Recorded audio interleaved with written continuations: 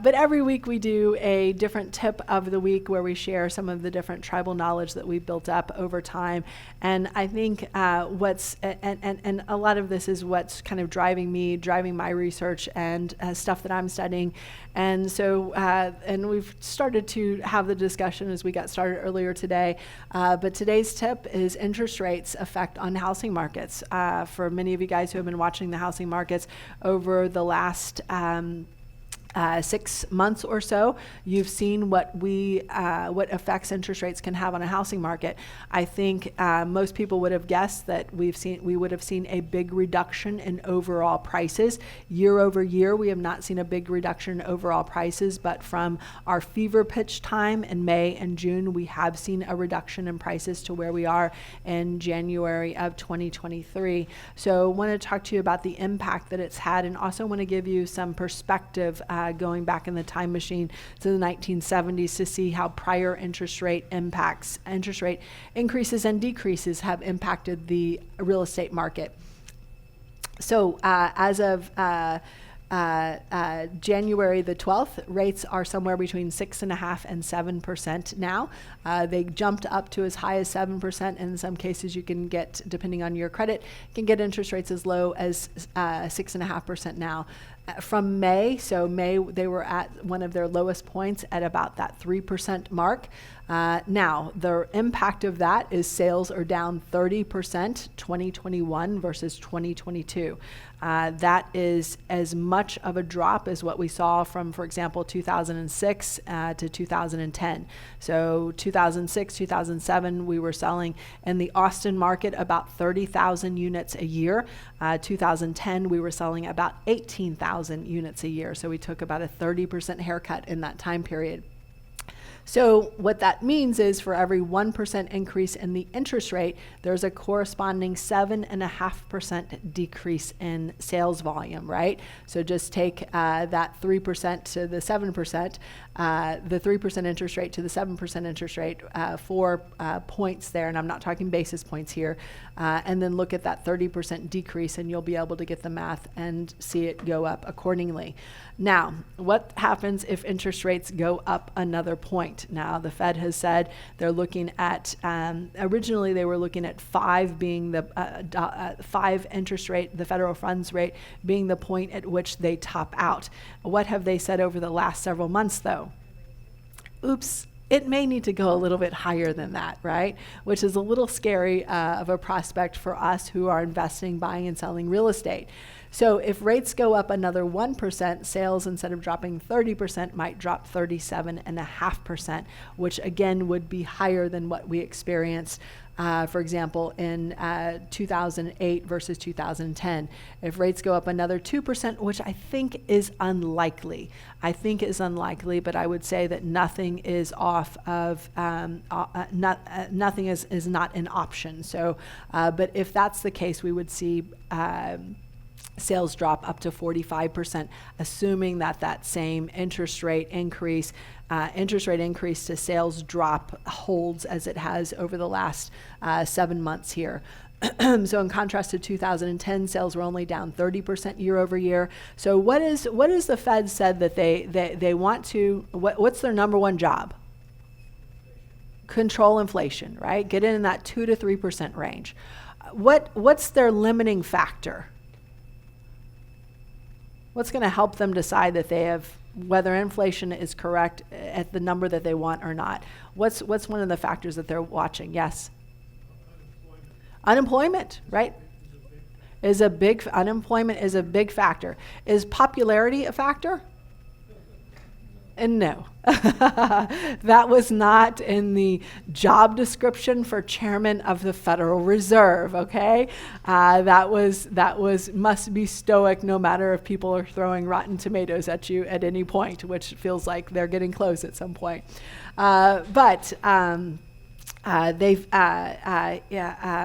Fed Chairman Powell has basically said, I'm going to go full Volcker. So Volcker was our Fed chairman during our last run-up of inflation, and he wants to make sure that he gets it under control as quickly as possible. And that's why we've seen some of the most dramatic increases in interest rates that we've seen for many of us in our lifetime that are in this room. And I have a feeling that when the Fed meets again and at the end of January, that we're going to be looking at somewhere between a 0.25% increase to a 0.5 point increase, right? So I think this is going to continue. Now, where do we get some solace as real estate investors? What knowledge do we have as real estate investors that kind of makes us still feel pretty good about the real estate market? This is the interactive part. Like, I really want to hear your opinions. What makes you not worried? What puts you in this room in spite of this? It fluctuates. Here's the problem. It doesn't fluctuate. If you've got a 6-month fix and flip, it's not fluctuating fast enough, right? So what else? What gives you, yes?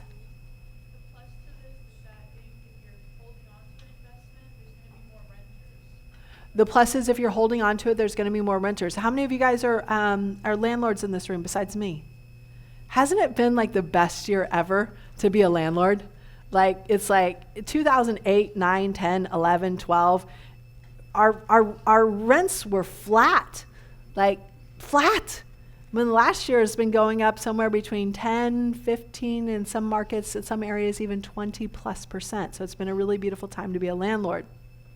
And where are all these buyers going? We have a 30% reduction in sales. Where are the buyers going? They gotta go somewhere. Where are they going? To our rent houses, right? To our rent houses. And where are they going to continue to go? To our rent houses. So buying and holding in this market, and I know some of you guys are buying and owner financing, you may consider, maybe I'll buy and hold for a while and just keep it, right? Because rents are going up, there's a high demand for rents. So I know you guys said earlier, I asked how many realtors in the room. I'm curious, give me the hands up for the realtors in the room just one more time. How many of you realtors who were listing agents got what you should not have gotten, but you sometimes got them anyway, which are these love letters from buyers saying, let me tell you why you want to pick me, right? Are buyers sending those love letters to sellers anymore?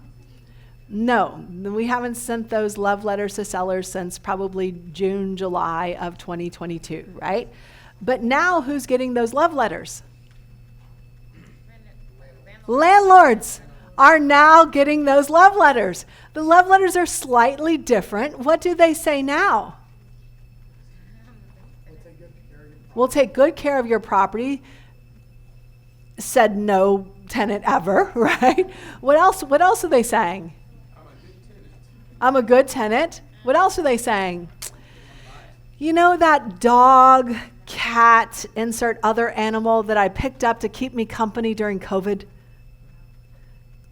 No. How many of you guys picked up an animal during COVID? It's okay. Seriously, some of you did. Okay. I'm willing to give that animal away if you will let me lease this house, right? So the love letters are changing a little bit now. They're written out to the landlords. But what else gives you solace right now as a real estate investor in this market where interest rates are still going to be going up? What gives you the financial fortitude, the mental fortitude to continue your investing? Income. Say again? Income? Say that again. Who said that in the back? Yeah. People are still moving here like crazy, right? It's like the floodgates have not turned off. Now, this market that we're in right now saw the biggest frenzy of growth, primarily sales growth, right? Sales price growth of all of the other markets in Texas, okay? This market is still doing incredibly well. All of Texas is still doing incredibly well. How do we know when we're gonna hit a problem with prices? We're gonna hit a problem with prices when we become, but if we were to become a place like, where? Someone said California. Yes, a place like Detroit. When you have negative population growth, what does that do to housing prices? It brings them down, right? It brings them down. And California lost 2 seats in the House, right? And we picked up 1 or 2. Did we pick up both of theirs? We picked up 2. Okay, we picked up 2. I know Florida picked up some as well. So people are still moving here like crazy. That's the exact same thing that says, I feel pretty comfortable about continuing to do what I do. But what's another thing that makes me feel comfortable as a real estate investor, no matter, again, what the market, because the market's going to take some punches at you, right? What else gives you solace? What else gives you fortitude? What else says, yeah, no, I got this? Strategy. What does that mean? He's like, I'm out. That's all I had. Like, I didn't know we were going to do a deep dive. What do you got for me? Come on, develop it. Well, I mean, I have my strategy. Oh, so, yeah, okay, I have my strategies. Okay, give me some. Pre-foreclosure probate. So you get one and you're going to try and buy and fix it and the market punches you in the face. What do you do? Well, I subject to and wrap. Yeah, you subject to and wrap. Okay, what else can you do? Keep it. Keep it. How did people survive 2008, 9, 10, and 11? There are some people who sold and took a loss or did a foreclosure or did a short sale. And there are some people who said, well, this sucks, but I guess I'm just going to have to hold it as a rental property. How do you make sure that that is an option to you? How do you make sure that's an option to you? Financing is everything. If you're getting it subject to, it's always an option for you to keep it, right? If you're buying using a hard money lender, what's that hard money lender going to say? Payment is due now, 6 months. Now's good too. Are they going to be your friend? Probably not. Probably not. Okay? So get financing that is friendly to you. So one of the best ways to do that is to be able to buy subject to. Another way to do that is to, if you're getting loans in your own name, be ready and willing to hold it as a rental property. Just hold on long enough until what? How long are most recessions? They average less than 2 years. So what do you have to do? Hold on to it long enough. And if you got a hard money loan, you can get a bridge loan, or you can go out and try and get it refinanced yourself. So those are other options for you. But it's one of the reasons why I like buying subject to. And did you know, this is a fun fact, 70% of all mortgages that are in play today are under 4% interest rate. That's kind of interesting, right? So what does that mean for you if you are a landlord and you're buying subject to? You got a good shot at cash flowing as long as the thing's under 500K. If it's over 500K, then I don't know, right? It depends on what those rents are. But usually prices, values, if they're on a 45-degree angle, right? What do rents look like? What do rents look like? I'm trying to see if I can see myself in here. Rents are going up, but are they going up at the same angle? The answer is they kind of flatten out. They kind of get this diminishing returns at some point. So on a $100,000 house, you can rent it for $1,000 a month. And you guys are thinking, $100,000 house here? No, they don't have that. Okay, yes, I know. $300,000 house, can you rent it for $3,000 a month? No, maybe $2,200. A $500,000 house, are you renting it for $5,000 a month? No, maybe $3,000, maybe $3,500. So you can see how they're close on the low end values, but on the high end values, the delta starts to come apart.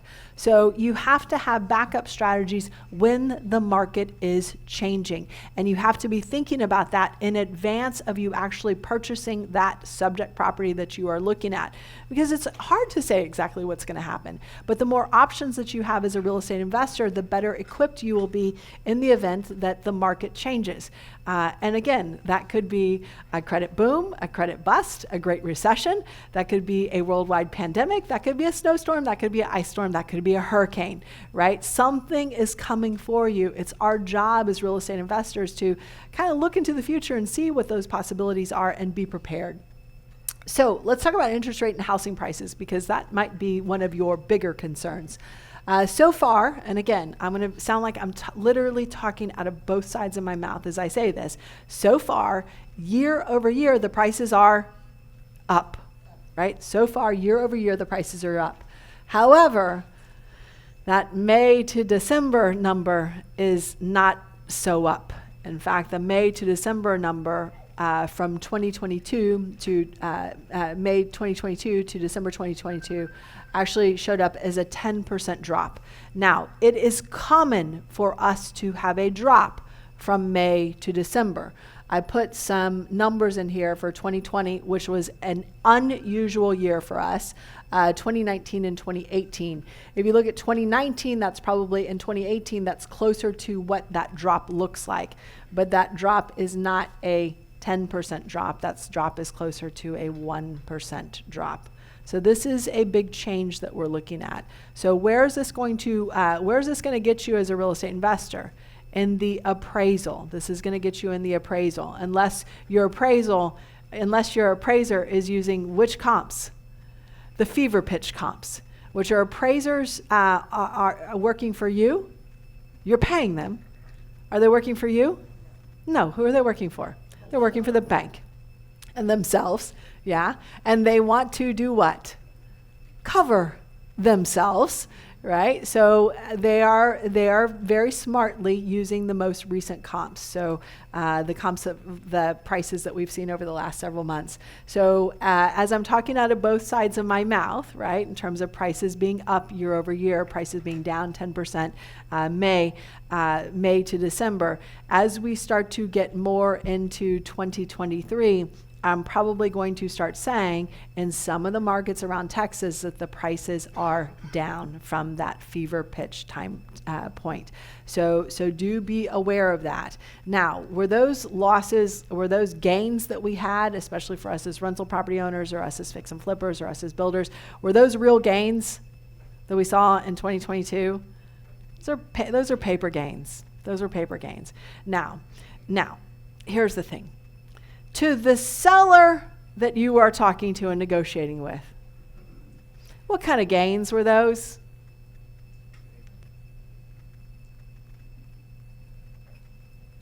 Were they paper gains?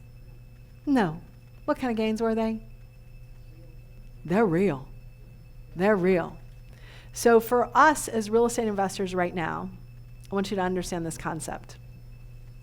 We are in the sandwich generation. How many of you guys are actively taking care of a parent and a child? Okay? You guys are in the sandwich generation. Right now, as real estate investors, we are in the sandwich generation because sellers want what price? Fever pitch price. Sellers are always 6 months behind. Now, when the market's going up, that's a win for us. When the market's going down, that is a battle for us. So we're getting pinched by sellers who want what their house was worth 6 months ago, right? And seller logic is so adorable. Well, the house across the street is not as good as mine, but it sold for insert ridiculous amount here, right? Multiple offers, and I want that same price, right? And then what? How are we getting squeezed? How are we the sandwich generation on the other side? Because buyers want to pay what it was worth 6 months ago too, right? That'd be no. That would be a hard no, right? Buyers want to pay what they think it's going to be worth 6 months from now, and buyers are optimistic about where they think prices are going? No. In fact, that's why 30% of them have dropped out of the market. So buyers want the price that they think it will be in 6 months. Is that our sandwich? Yes. Guess what? Our sandwich has more meat and more squeeze in the middle. What else is sandwiching us? And by sandwiching us, I'm talking about what? I'm talking about our profits. Are contractors adjusting their prices downward? That'd be a hard no as well. Why is that? Because contractors are still finishing projects that they bid 6 months ago when the market was also at a fever pitch. And of course, prices have gone down. Wrong.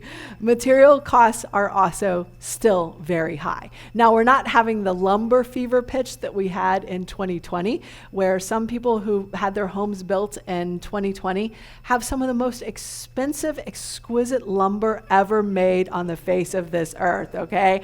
When lumber prices more than doubled. All right.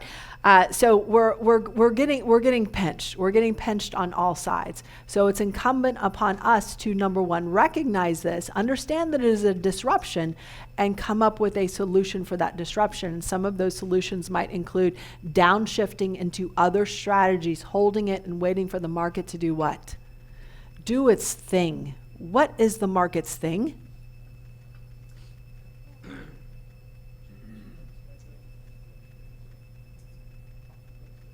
To go back up. I want to share with you this graph. Oh, I really want to take it out of this presentation mode to be able to share this. So I'm going to, for those of you guys online, I'm ending this part of the tips and trick. For those of you guys who are in person, I'm going to see if I can get this a little bit more full screen. And I'm going to do this. All right. You still cannot read this, can you? Okay. All right, so just go to the FRED, which is the Federal Reserve of St. Louis, and just do a search for interest rates and housing prices. This chart, hold on my calls, please. Tell them I'm in a meeting. So this chart goes back to, what does that say, 1970? 1975, thank you. So you can see the blue is interest rates. The red is housing prices. So in 1980, what happened with interest rates? We're crying now.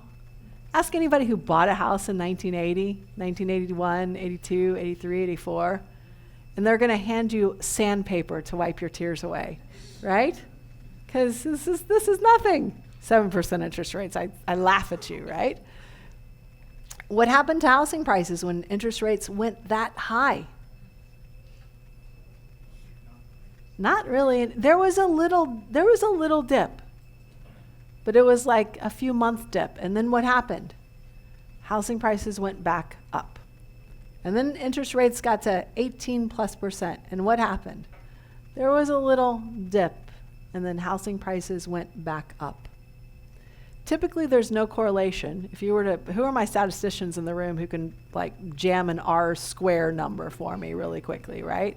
If you were to put this through and do some statistical analysis on this, you'd see that there's not really a correlation between interest rates and housing prices.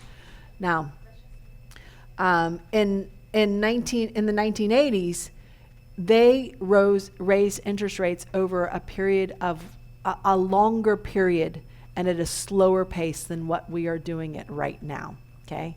And I think we will see a hit probably mid-year when we're looking at fever pitch 2022 versus whatever's gonna happen with interest rates going forward. But as long as you are prepared for that, you're going to be in good shape. But what happens over the long term is interest rates and housing prices. There's no correlation, but what do you see a correlation between housing prices and what? I see a correlation between housing prices and time. Yeah. They go up over time. All right. So that's what I wanted to demonstrate for you guys as we end the tip of the week today.